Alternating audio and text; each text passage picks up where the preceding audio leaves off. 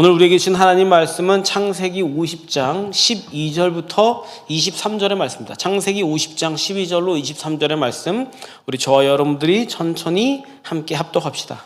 창세기 50장 12절 시작.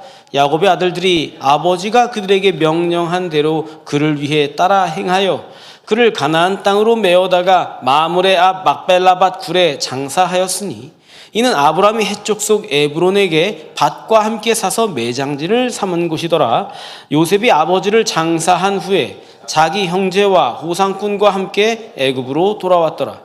요셉의 형제들이 그들의 아버지가 죽었음을 보고 말하되 요셉이 혹시 우리를 미워하여 우리가 그에게 행한 모든 악을 다 갚지나 아니할까 하고 요셉에게 말을 전하여 이르되 당신의 아버지가 돌아가시기 전에 명령하여 이르시기를 너희는 이같이 요셉에게 이르라. 네 형들이 네게 악을 행하였을지라도 이제 바라건대 그들의 허물과 죄를 용서하라 하셨나니 당신 아버지 하나님의 종들인 우리 죄를 이제 용서하소서 하매 요셉이 그들이 그에게 하는 말을 들을 때 울었더라. 그의 형들이 또 친히 와서 요셉의 앞에 엎드려 이르되 우리는 당신의 종들이니이다. 요셉이 그들에게 이르되 두려워하지 마소서. 내가 하나님을 대신하리이까. 당신들은 나를 해하려 하였으나 하나님은 그곳을 선으로 바꾸사 오늘과 같이 많은 백성의 생명을 구원하게 하시려 하셨나니 당신들은 두려워하지 마소서. 내가 당신들과 당신들의 자녀를 기르리이다 하고 그들을 간곡한 말로 위로하였더라. 요셉이 그의 아버지의 가족과 함께 애굽에 거주하여 110세를 살며 에브라임의 자손 3대를 보았으며 므낫세 아들 마길의 아들들도 요셉의 슬하에서 양육되었더라. 아멘. 한 주간 평안하셨습니까? 오늘 옆 사람과 이렇게 인사합시다. 행복한 추석 명절 되세요. 시작. 이렇게 대답하는 거예요. 아멘. 명절간 끝까지 사랑합시다. 시작. 명절간 끝까지 어떻게? 끝까지 사랑하기로 약속했어요. 좋습니다. 우리 은혜들 모든 성도님 약속했잖아요. 애가 울어도, 애가 뒤집어져도 주위에서 댄스를 쳐도 저만 보기로. 우리 아이들하고 함께 예배드리는 건 이 정도 집중력은 어른들이 있어줘야 됩니다. 명절 가운데 우리 은혜의 성도들 모든 가정에 하나님의 큰 복과 은혜가 함께하기를 축복합니다. 자, 이제 명절을 앞두고 명절 설교를 하는데 명절은 진짜 오묘한 시간이에요. 하울링이 좀 나고 있는 것 같은데 이펙트 줄여주시면 될 것 같습니다. 진짜 오묘한 시간이 게 뭐냐면 명절에는 막 기쁨과 기대감, 막 옛날 어릴 때 기억 있잖아요. 막 사촌들 만나고 막 뛰어다니는 기억. 저도 옛날 어릴 때 그 명절의 기억이 있는데 사촌 형들이 자꾸 꼬셔가지고 어른들한테 받은 용돈 싹 받은 거 전부 다 전자오락실 가서 다 쓰게 하고 빈털터리로 돌아오게 하던 그런 뿌듯한 기억들, 그런 거 다 없어요? 명절엔 그런 막 형들 만난다는 그런 기쁨 이런 게 있었는데 동시에 요즘에는 왠지 모를 긴장감과 또 부담감도 좀 있습니다. 명절은 기쁨이라는 이름으로 우리에게 딱 다가오지만 거기서 딱 정작 그 앞에 딱 서면 거울이 돼서 내 마음의 흉터를 그 거울로 보게 되는 것 같더라고요. 그 흉터에다가 누가 한마디 탁 합니다. 소금 뿌리듯이 탁 합니다. 그러면 막 부글부글 아파가지고 막 어쩔 줄 모르는 이런 얘기 있잖아요. 얘야, 누구네 아들은 이번에 승진했대더라. 그거 보통 때 그냥 하면 되는 말인데 명절에 그 얘기를 하면 야, 누구 아들은 우리 친구들 미안해요. 대학 갔대. 어느 대학 갔다는데 부모 마음이 여기가 누구네 딸은 엄마 아빠 해외여행 보내줬다더라. 이거 왜 지금 얘기하는 거야? 그런 말 있잖아요. 그런 거. 좀 더 나가면 우리 학생들에게는 너는 반에서 몇 등이나 하니? 거기서 조금 더 나가시면 아휴 너도 네 아빠 닮아가지고 그런 거 있잖아요. 와, 그걸 왜 명절에 얘기하는지 모르겠어. 그런 말들 아주 평범한 이야기들인데 그게 명절과 묘하게 겹쳐지면 그 사소한 이야기가 여기다가 소금을 뿌린 것 같은 괴로움이 될 때 그런 경험은 아마 거의 모든 분이 다 있을 겁니다. 가족이란 가장 가까운 사이기 때문에 그래서 가장 치명적인 상처를 줄 수 있는 사람들이 된다는 겁니다. 여러분 이거 우리 가정만 우리 가정은 왜 이래? 우리 가정만 그러는 거 아니에요. 제가 장담합니다. 거의 모든 가정에 다 있습니다. 성경의 첫 번째 형제가 누구예요? 가인과 아벨. 둘이 어떻게 끝났어요? 죽이고 끝났어요. 그거 성경에만 있지 않아요. 거의 모든 이야기가 형제 얘기가 다 그런 겁니다. 로마를 건국한 형제라고 부르는 로물루스와 로무스 이야기 잘 모르세요? 늑대 젖을 먹고 자란 쌍둥이 얘기.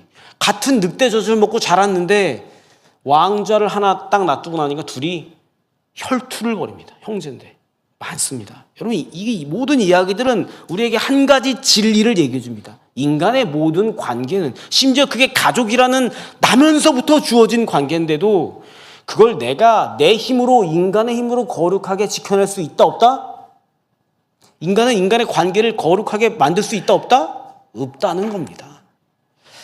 오늘 그런 얘기할 겁니다. 오늘 명절 전날 야곱의 아들들 얘기를 할 건데 야곱의 아들들은 성경 속에서 나오는 모든 형제 중에 제일로 불행한 형제들인 것 같아요.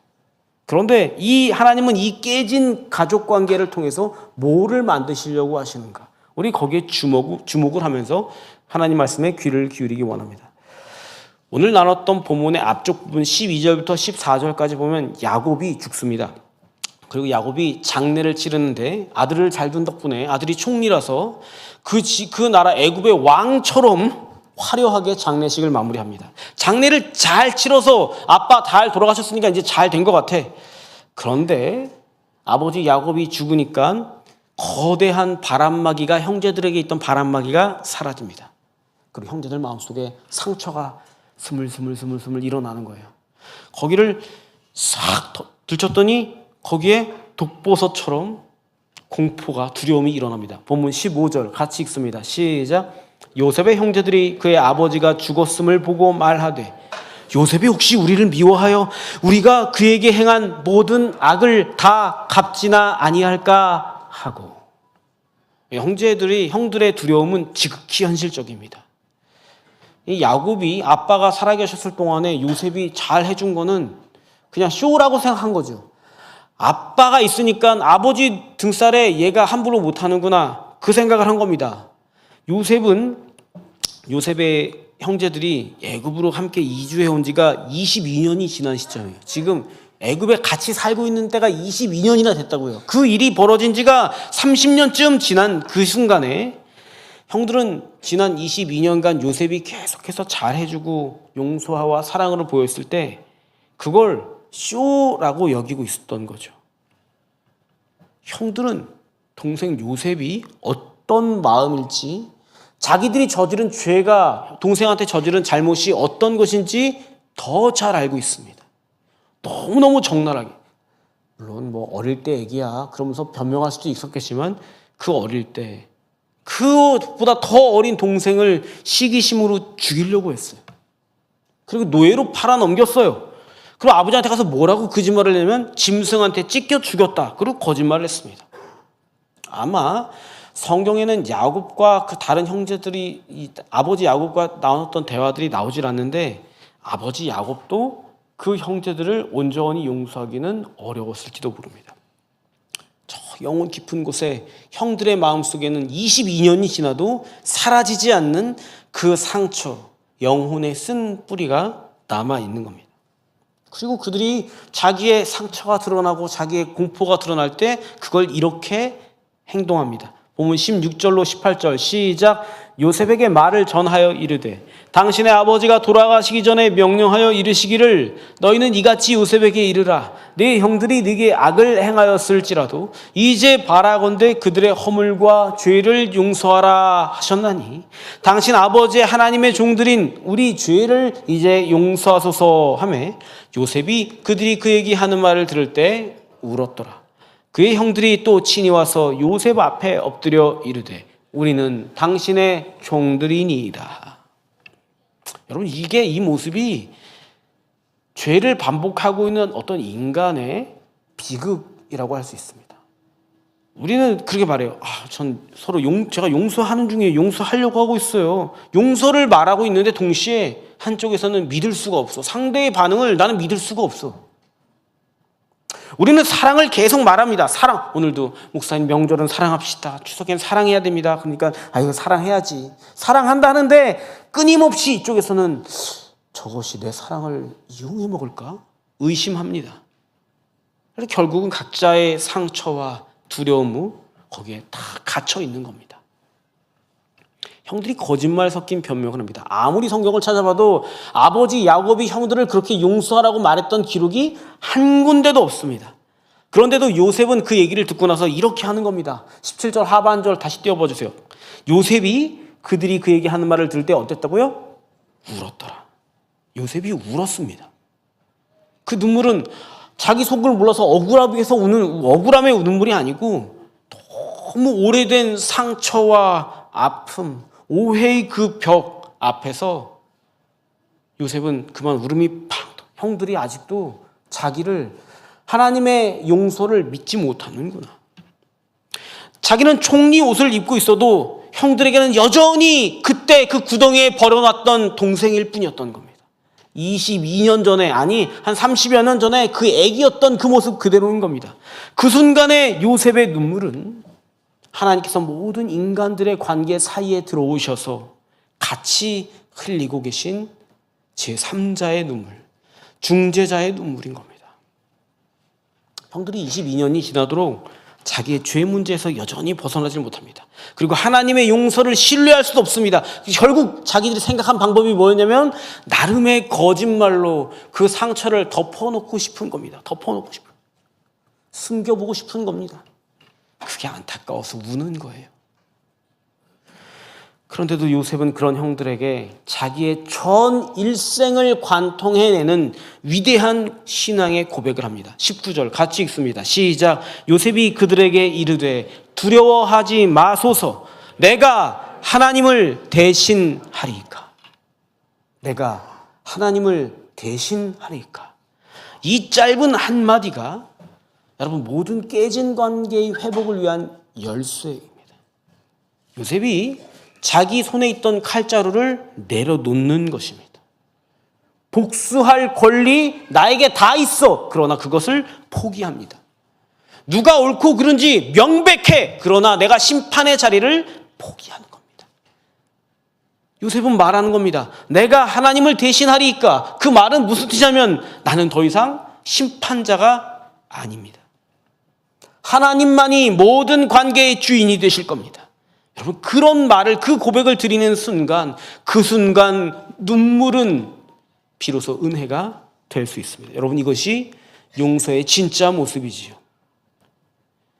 이건 단순히 내가 너를 용서하겠다. 내가 정의를 알고 있는데 내가 정의고 나는 천국이고 넌 지옥이고 나는 천사고 너는 마귀 새끼인데 내가 너를 용서해 주는 거야. 그런 말이 아닙니다. 그런 건 용서가 아니라고요. 내가 너를 용서해 줄게. 내가 너를 기꺼이 용서해 준다. 내가 너그러운 마음으로 너를 용서해 줄게. 여러분 그런 건 용서가 아닙니다. 요셉이 지금 이 상황이 편할 수 있을까요? 편할 리가 없습니다. 그런데도 이 가족의 주인은 오직 하나님이시라고.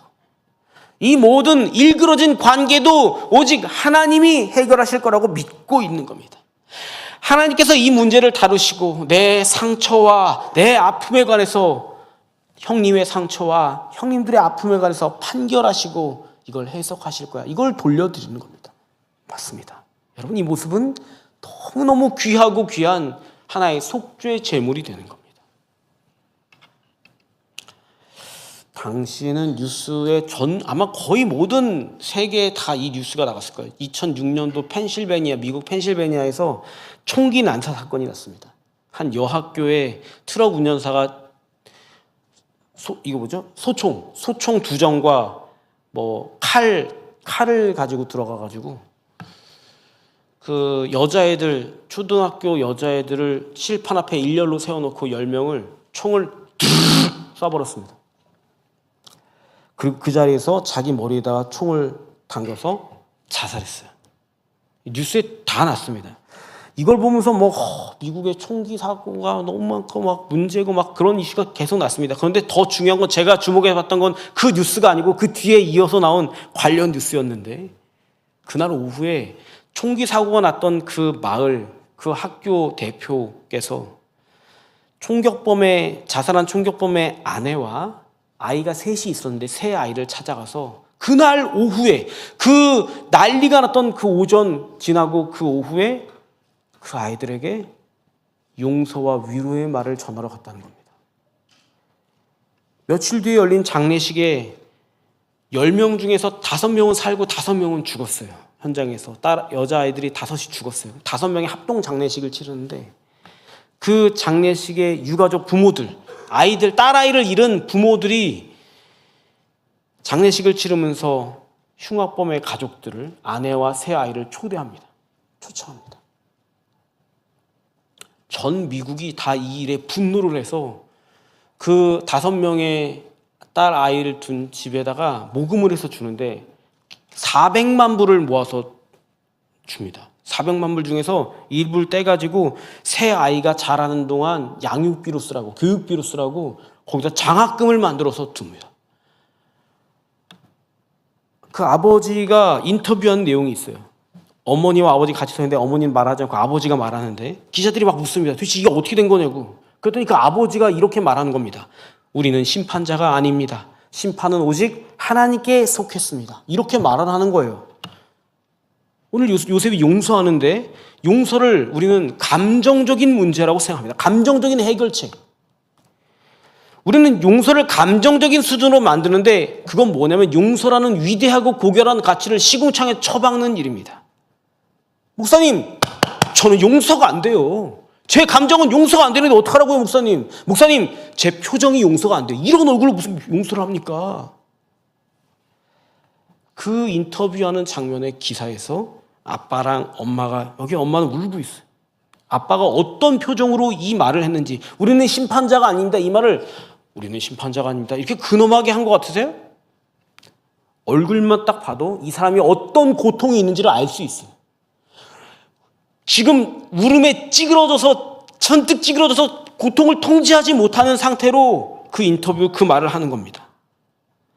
자기 딸을 칠판 앞에 세워놓고 기관총으로 난사해서 죽인 사람의 아이에게 용서를 말하는데 그걸 어떤 느낌으로 말하는지 그 인터뷰 영상이 나옵니다. 용서는 감정으로 하는 게 아니라는 겁니다. 아마 요셉도 그랬을 겁니다. 지난 22년간 요셉은 형들을 어디서 살게 하냐면 자기는 멤피스, 이집트의 가장 가운데 쪽에 있는 도심에 살잖아요. 형들은 어디 사는 줄 알아요? 그 이집트에서 제일 먼 끝에 삽니다. 물론 다 어떤 사람들은 그게 애굽에서 다시 이스라엘로 돌아가기 위한 준비를 위해 거기 살았다고 그래요. 근데 아니 요셉의 입장에서 그거 못 보낼까요? 근데도 제일 끄트머리에 살게 합니다. 왜요? 자주 보지 않으려고. 자주 보기 싫어. 그만 봅시다 우리. 가끔 보는 게 제일 좋아요. 먼 일 났을 때나 봅시다. 요셉도 괴로운 겁니다. 그럼에도 감정의 문제, 통제가 안 되는 표정의 문제, 수시로 떠오르는 복수의 마음을 요셉은 재물 삼아서 하나님께 바치는 겁니다. 여러분, 우리들의 가정도 비슷해져 가고 있지 않나요? 어느샌가 명절이 서로의 마음에다가 소금을 뿌리는 그런 시간들이 되어가고 있어요. 여러분, 명절이 지나면 부부싸움들을 그렇게 많이 한답니다. 명절이 긴장감을 갖고 있다는 뜻이죠. 그죠? 명절이 지나면 이혼율이 그렇게 높아진답니다. 명절에 사람을 만나면, 가족을 만나면 상처를 헤집어 파는 가족들이 많다는 뜻이죠. 명절에 공항에 가면 미어 터진답니다. 해외여행이 그렇게 많대요. 무슨 뜻이에요? 이 꼴 저 꼴 더러운 꼴 안 보고 사는 게 낫겠다. 너는 고센 땅으로 가라. 가끔 보자 우리. 여러분, 거기서 우리는 이 말을 기억해야 합니다. 내가 하나님을 대신하리까. 내 관계의 주권을 하나님께 내어드릴 때 거기서 비로소 회복이라는 게, 관계라는 게 시작된다는 겁니다. 관계의 주권을 하나님께 내어 맡긴다. 그게 뭘 말하는 거야? 구체적으로 뭘 말하는 걸까요? 요셉의 말을 이어서 봅시다. 요셉은 이어서 이런 정말 위대한 신앙의 고백을 합니다. 20절 시작. 당신들은 나를 해하려 하였으나 하나님은 그것을 선으로 바꾸사 오늘과 같이 많은 백성의 생명을 구원하게 하시려 하셨나니. 우리말 성경에는 이게 잘 나타나지 않지만 히브리어 성경에는 해하려 하였다는 동사와 선으로 바꾸다는 동사가 같은 말입니다. 하샤브라고 하는 말을 쓰고 있어요. 이 하샤브라는 말이 원래 무슨 뜻이냐? 정교하게 짜맞췄다는 겁니다. 아주 세밀하게 바느질도 막 꼼꼼하게 해서 이어붙이고 막 이렇게 정교하게 만든 거 있잖아요. 그걸 하샤브라는 말을 씁니다. 요셉의 형들이 동생을 미워해서 시기심을 가지고 죽이려고 하샤브, 아주 정교하게 계획을 짰다는 겁니다. 그런데 하나님은 그 모든 것들을 다시 딱 모아서 다시 하샤브 짜맞추시는 겁니다. 하나님이 형들의 죄를 없앤 게 아니에요. 없어지지 않았습니다.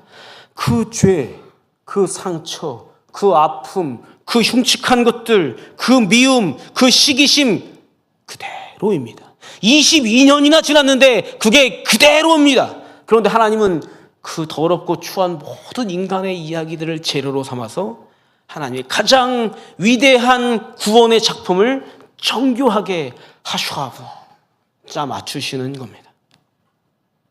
하나님은 인생의 조각들을 하나도 버리지 않습니다.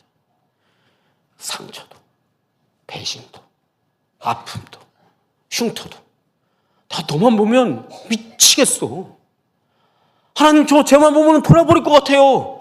그 모든 이야기를 하나님은 모아서 새로운 그림으로 짜 맞추십니다. 인간은 과거와 기억과 상처의 조각들을 내버리고 싶어 합니다. 그런데 하나님은 그걸 다 모아서 위대한 하나님의 구원의 작품으로 만드는 거예요. 우리 인생은 하나님께서 만들어 두신 퍼즐, 그거 알아요? 그거 한 1000개쯤 되는 퍼즐 이만한 건 사가지고 몇 번 버렸지만 그때마다 도전하고 그런 거 해본 적 있어요? 퍼즐이 쫙 가는데 와 이걸 어디다 맞추라는 거야? 그거 하다가 버리고 우리는 하나님의 작업대 위에 그 한 조각의 퍼즐이 되는 겁니다. 타다 여사라는 분이 있어요. 조니 에릭슨 타다라고 하는 분인데 이분 되게 오래된 분이라서 잘 모르시는 분도 많을 거예요. 제가 이분을 처음 본 1979년작 조니라고 하는 영화를 보고 처음 알았어요. 그래서 막 찾아본 적이 있었는데 어릴 때 조니는 원래 타다 여사는 원래 어릴 때 다이빙 수영 선수가 되고 싶었어요. 그래서 다이빙 수영 선수를 연습하고 꽤 잘했다고 합니다. 근데 어느 날 뭐 당시는 오래전이니까 70년대, 60년대, 70년대니까 이분이 다이빙 연습을 하려고 호수에서 자기 마을에 있는 호수에서 연습을 하려고 퐁 뛰어들어서 촥 10점 만점 딱 막 그런 거 연습하고 있었어요. 근데 어느 날 뛰어들었는데 그 자리에 돌이 있었습니다. 그리고 머리를 부딪혀서 빠진 직후에 돌이 부딪혀가지고 전신마비가 됩니다. 목 밑으로는 아무것도 쓰지 못하는 사람이 됩니다. 자기 인생은 완전히 망가졌습니다. 자기 인생은 마치 누가 돌을 여기다 갖다 놔서 자기 인생을 망치려고 짜 맞춰놓은 이야기처럼 돌아갔다는 겁니다. 평생을 그렇게 연습을 했는데 내 일생을 연습했는데 한순간에 누가 거기다 돌을 갖다 놔서 내가 이렇게 됐다고 그걸 원망하기 시작합니다. 그 순간에 우리가 늘 하듯이 이분도 그렇게 기도했답니다. 하나님 왜 하필 저입니까? 악마의 계획처럼 우리 인생이 짜맞추어진 듯이 악하게 흘러갈 때가 있죠.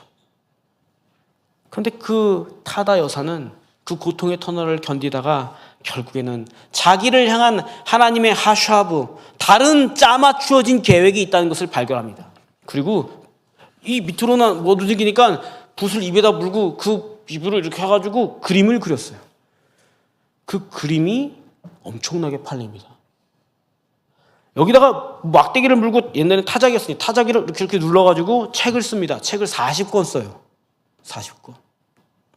그 책이 베스트셀러들이 됩니다. 그리고 나서 조니와 친구들이라고 하는 Johnny and Friends라고 하는 아주 국제적인 장애인 그런 구호단체를 만들어가지고 많은 장애인들을 위해서 사역을 하기 시작합니다. 여러분 타다 여사에게 하나님의 은혜가 임했죠. 그죠? 하나님의 은혜가 임했는데 은혜가 임해도 상처는 그대로입니다. 여전히 간증들 많이 했는데 뭐 영상도 있으니까 찾아보세요.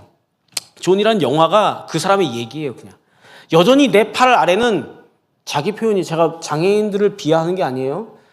제 목 아래는 여전히 덜렁거립니다. 이렇게 표현합니다. 여전히 자기 팔을 보면 덜렁덜렁 거리고 있어요. 아직 똑같아. 나는 그때 다이빙 하다가 머리를 다친 이후로 똑같은 모습 그대로입니다. 내 상처는 그대로예요. 그런데 하나님께서 하샤브, 내 망가진 인생을 다시 짜깁기를 하시는 겁니다. 우리 가정, 우리 개인, 우리 모두의 이야기도 마찬가지입니다. 가족 중에 어느 누군가 도저히 이해가 안 되는 행동들, 이해가 안 되는 선택들을 하는 사람들이 있습니다. 도저히 용서가 안 되는 행동들을 할 때가 있습니다. 배신하기도 하고, 이거 무슨 의도야? 의도가 의심되기도 하고, 그 상처가 우리들을 갈기갈기 찢고 조각조각을 내려고 합니다. 그런데 그 순간에 우리가 해야 될 일은 뭐냐면 하나님의 하샤브를 믿어야 됩니다. 그리고 그거 모두 그대로 그 조각들을 다 하나님께 바치는 겁니다. 내가 거기서 심판자가 되는 게 아니라 하나님의 하샤브 짜깁기를 기대하면서 겸손히 내려앉는 겁니다. 하나님은 그것을 재료로 하나님의 관점으로, 여러분, 용서라는 것은 과거에 멈추는 게 아니거든요. 미래를 향한 구체적인 사랑의 결단을 합니다. 21절 시작. 당신들은 두려워하지 마소서. 내가 당신들과 당신의 자녀를 감정, 그 과거, 그 상처 그대로 다 해석했어. 구체적인 결단의 삶이 필요한 거죠. 요셉의 삶을 통해서 우리가 내게 다 감정과 내 원한 대로 네가 오라 내가 오라 거기서 내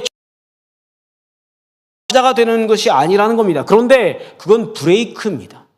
거기까지 더 나가지 않게 브레이크를 딱 걸었어요. 그러면 돌이켜 와야 됩니다. 움직여야 합니다. 정말 신앙인은 그 말씀, 우리를 돌아서게 한 그 말씀에 내 삶으로 응답하는 겁니다. 결단해내는 겁니다. 요셉은 무엇을 하느냐? 당신들은 나를 구덩이에 빠뜨리고 죽이려고 했지만 나는 당신들과 당신의 자녀들을 어떻게 하겠다고? 기르겠습니다. 먹여 살리겠습니다. 그러는 겁니다. 나는 당신들을 살리겠습니다. 당신들은 당신이 갖고 있는 모든 재료를 써서 나를 죽이려고 했지만 나는 내게 주어진 모든 것을 써서 당신들을 살려내겠습니다. 사실 하나님은 요셉을 애굽의 총리로 보내셔서 애굽과 모든 근동의 사람들을 살리기 위해 만드셨습니다. 맞아요. 그런데 하나님께서 주목하시는 더 중요한 건 뭐냐면 이스라엘 야곱이라고 불렸던 그 12아들들을 12지파로 만들기까지 그들을 온전하게 보존하려고 애굽을 총리 자리에 얹어두신 겁니다.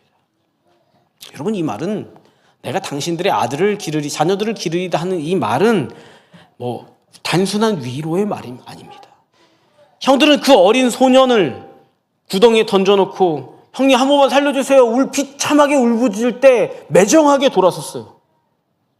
그리고 그걸 팔아버렸단 말이에요. 울부짖는 소년을 팔았어요. 그런데 나는 당신들이 울부짖는 소년들을 기꺼이 먹여 살리겠습니다. 애굽이 어린 시절에 그 무서움과 그 두려움에 얼마나 많이 울었을까요? 얼마나 많은 원한을 삭혀야 했을까요? 그런데 요셉은 이제 자기에게 이 모든 것을 주신 하나님의 뜻을 발견합니다. 나를 통해서 내가 당했던 그 괴로움을 얘들은 안 당하게 해주려고 하신 거구나. 이 모든 상처의 굴레를 나에게서 끊어내려고 하시는 거구나. 괴롭겠습니다만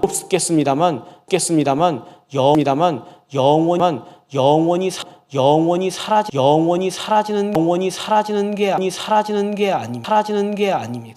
아닙니다. 내 감정이, 미워하는 감정이 사라져야 용서가 되지요. 그리 여기신다면 그런 분께서는 잠잠히 돌아보십시오. 이건 내가 무덤까지도 해결이 안 되겠구나. 이 사람은 유대인도 아니에요. 근데 나치들이 홀로코스트로 유대인들을 막 잡아서 막 죽이고 그럴 때 자기 아빠가, 시계빵 하던 자기 아빠가 자기 언니랑 자기가 있는데 자기 아빠가 유대인 한 가족을 자기 집에 시계방에 숨겨줬다는 겁니다. 근데 그게 나치한테 걸려요. 그래서 자기 가족까지 수용소로 들어가요. 그리고 수용소에서 무지하게 고문을 당해서 자기 친언니가 소녀였어요. 자기도 소녀였지만 언니도 소녀잖아요. 소녀였던 언니가 무지막지한 고문을 당하고 그만 거기서 죽습니다. 나중에 이제 전쟁이 끝나고 나서 코리텐봄 여사가 독일의 어느 교회에서 설교를 합니다. 설교의 주제는 뭐였게요? 딱 흘러가는 얘기가 용서였겠지 뭐. 용서 설교를 하는 겁니다. 예배가 끝나고 설교자가 저 뒤에서 딱 나가는 게 있어서 나가시면 악수를 다 하고 있습니다. 어떤 분이 찾아와서, 어떤 신사가 딱 찾아와서 설교에 은혜 받았습니다. 제가 저지른 모든 잔인한 일들을 하나님께서 용서하심을 믿을 수 있겠습니다. 부인께서도 저를 용서해 줄 수 있으세요? 손을 딱 내밀었습니다. 근데 얼굴을 딱 봤더니까 누구였냐면 그때 자기 언니를 죽게 만들었던 그 수용소에서 제일 지독한 악독한 간수가 신사 모자를 쓰고 거기 서 있었습니다. 그 장면에 호리 여사가 자기의 심정을 기록해 놓은 걸 그대로 읽어드릴게요. 나는 차갑게 얼어붙은 채 서 있었다. 내 손을 그의 손에 얹어야 하는데 나는 그럴 수가 없었다. 내 안의 감정은 죽이고 싶을 정도의 증오심 뿐이었다. 그러나 나는 그 순간 내 감정을 외면해야 한다고 생각했다. 그리고 예수님의 말씀, 원수를 사랑하는 명령을 떠올렸다. 그것은 감정의 문제가 아니라 순종의 문제였다. 그렇게 써놨어요. 여러분, 성경이 용서를 쉬운 거라고 말한 적 한 번도 없습니다. 하나님께서도 그걸 쉽게 말한 적 한 번도 없습니다. 오죽했으면 야, 넌 용서를 한번 해볼래? 용서를 도전해봐. 용서를 권유하시거나 용서를 권면하거나 설득하거나 야, 용서의 1단계는 처음엔 이렇게 하는 거야. 마음을 이렇게 먹어서 그 다음에 이렇게 하는 거야. 내가 위로를 많이 해주고 그때마다 응답을 줄 테니까 이렇게. 그렇게 말씀하지 않습니다. 용서를 어떻게 말씀하시냐면 그냥 하라는 겁니다. 너는 원수를 어떻게 하라? 사랑하라. 여러분, 사랑하는 거는 쥐가 사랑할 짓을 해야 내가 사랑하죠. 목사님, 사랑은 마음이 생겨야 사랑하죠. 그러는 거 아닙니다. 저거를 보면 저게 정신머리가 있는 건가 없는 건가. 그런데 뭐 했기 때문에 사랑하는 거예요? 주님이 말씀하셨으니까 사랑하는. 여러분, 명령이 훨씬 편할 겁니다. 용서를 명령하셨어요. 요셉이 형들에게 했던 간곡한 말로 위로하였다 하는 이 말뜻은 자기 상처가 다 아물었기 때문에 하는 말 아닌 겁니다. 여러분, 그런 일은 일어나지 않아요. 살아보셨으니 아실 거 아니에요. 그런 일은 일어나지 않습니다. 내가 무덤 들어가기 전까지 이건 해결 안 되겠구나. 그러니 나는 뭐에 복종하자? 주님 말씀에 복종하자는 겁니다. 요셉은 그냥 그 순간에 자기를 쳐서 복종을 시키는 겁니다. 하나님의 말씀에 자기를 꾸겨 넣습니다. 안 꾸겨져? 그래? 그럼 내 감정을 잘라내서라도 나를 넣고 말지. 내 팔, 다리를 잘라내서라도 하나님의 말씀에 맞춰야지. 그게 용서입니다. 그게 서로 사랑하라 하는 말씀이지. 그게 우리가 용서라는 것으로 바칠 수 있는 속죄의 제물인 겁니다. 제가 어느 노 집사님, 지금은 하늘나라 가셨는데 노 집사님, 여 집사님 얘기를 들려드릴게요. 이분이 저한테 직접 해주신 얘기예요. 목사님 이러면서 이분이 젊은 시절에 이제 신혼부부 때 이제 큰애가 딸이었거든요. 딸아이 젖 먹일 때 있었던 얘기예요. 남편이 어느 날 깐난애를 데리고 왔대요. 깐난애를 데리고 와서 오늘부터 같이 키워야 돼. 데리고 왔대요. 직감적으로 얘가 누군지 알까요? 모를까요? 누구예요? 에? 누구예요? 어디 가서 싸질러 놓고 온 거지 뭐예요? 그죠? 그 업둥이를 하나 데리고 왔어요. 직감적으로 알았는데 묻지 않았답니다. 그리고 그 아이를 이를 악물고 키우는 거예요. 근데 키울 때 남편이 남편 구실해가지고 좀 도와주면 얼마나 좋아. 먼저 갔네. 먼저 갔어. 그래서 자기랑 큰딸이랑 업둥이 사내아이랑 셋이 사는 겁니다. 집사님이 저한테 말씀하시기를 자기는 평생에 딸아이랑 그 아들, 그 업둥이 아들을 차별한 적이 한 번도 없으려고 노력했답니다. 몰라요. 나는 서운할 수는 있었겠지만 자기는 최선을 다했대 하여튼.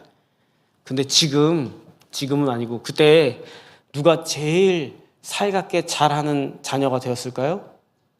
그 업둥이 아들입니다. 그 업둥이 아들. 누가 효도하고 누가 여행시켜주고 누가 엄마 하면서 쫓아다녔을까요? 그 업둥이 아들입니다. 내가 얘를 안 키웠으면 어쩔 뻔했냐? 그런 얘기하는 아들, 그 친구입니다. 나중에 자초지종을 다 설명했대요. 너 친엄마가 따로 있다. 내가 네 친엄마 아니고 내가 네 친엄마 찾아줄까? 그랬더니 둘이 울고불고 하면서 우리 엄마 여기 있는데 날 왜 가라고 하냐고 부둥켜 안고 울었던 얘기들도 있어요. 내 인생에 불행이 짜맞추어져서 들어온다고 여겨지는 순간들이 있을지도 모릅니다. 내 가정에 이런 일이 마치 계획된 것처럼 너 같은 것 때문에 내가 망한다, 망해. 내가 너 같은 것 때문에 저주를 받았어. 너 때문에 내가 속이 썩어 죽겠어. 문드러졌어. 그런 날이 있을지도 모릅니다. 어떤 가정이든 사고뭉치 같은 가족 하나 없겠습니까? 생각하면 생각할수록 고통스러워서 여기가 뻥 뚫린 것 같은 그런 가족들 없겠습니까? 어떻게 상처 하나 없는 가정이 존재할 수가 있습니까? 그러나 오늘부터 그런 모든 상황들은 하나님의 하샤브, 짜맞추어진 다른 이야기가 있구나, 그것을 기억해야 합니다. 사랑하는 성도 여러분, 이번 추석 명절에는 이 요셉의 마음이, 아니 하나님께서 요셉을 바라보시는 그 마음이 여러분들 안에 잘 새겨지기를 축복합니다. 생각해 보세요. 요셉이 부들부들 떨리는 손으로 내가 하나님을 대신하리까 말할 때, 용서가 안 됐는데 그 말을 해야 할 때 아마 그 총기 난사 사건 범인을 용서하는 그 아빠의 얼굴과 같지 않았을까? 그런 생각을 합니다. 그 떨리는 요셉의 손길을 보면서 그러면 하나님은 무슨 마음이셨을까요? 요셉이 여기까지 삼킨 다음에 내가 하나님을 대신하리까, 그 말을 했을 때 하나님은 그런 요셉을 보면서 얼마나 뿌듯하셨을까요? 오늘 여러분들 가정에 가서 여러분들이 복의 근원들이 되라고 다 보냄 받으실 텐데, 여러분들에게 뭐 딸아이를 총으로 난사한 사람을 용서하라고 그러시는 거 아니잖아요. 그냥 내 가족이거든. 나에게 상처를 줬지만 내 가족이거든. 여러분들에게, 아니 내 꿈을 짓밟은, 다이빙 하다가 짓밟은 누가 돌을 거기다 갖다 놨어, 그런 걸 용서하라고 말하는 거 아니잖아요. 아니 여러분들에게 나치 수용소 간부를, 내 언니를 잡아 죽인, 고문하다 죽인 그 간수를 용서하라고 그러는 거 아니라니까요. 이번 명절 하나님께서 여러분들을 통해서 우리 가정에 손을 얹어주실 겁니다. 그러면 거기에 몰라요, 우리의 눈물이 터질 수도 있고 그의 눈물이 터질 수도 있고 누군가는 어디선가는 눈물바다가 될지도 모르지. 아 너는 왜 이런 걸 해가지고 이렇게 정신머리없게 했어, 그런 소리 들을지도 몰라요. 그러나 그 눈물이 떨어지는 곳에, 그 울음이 시작되는 곳에 하나님의 위대한 하샤브가 다시 짜 맞추어 주시는 역사가 시작되리라고 저는 믿습니다. 오늘 이 명절 가운데 우리 은혜들 모든 성도님들의 가정마다 여러분들과 관계된 모든 이야기들마다 하나님의 그 하샤브가 쏟아지는 그런 놀라운 일들 시작되기를 우리 주님의 이름으로 축복합니다.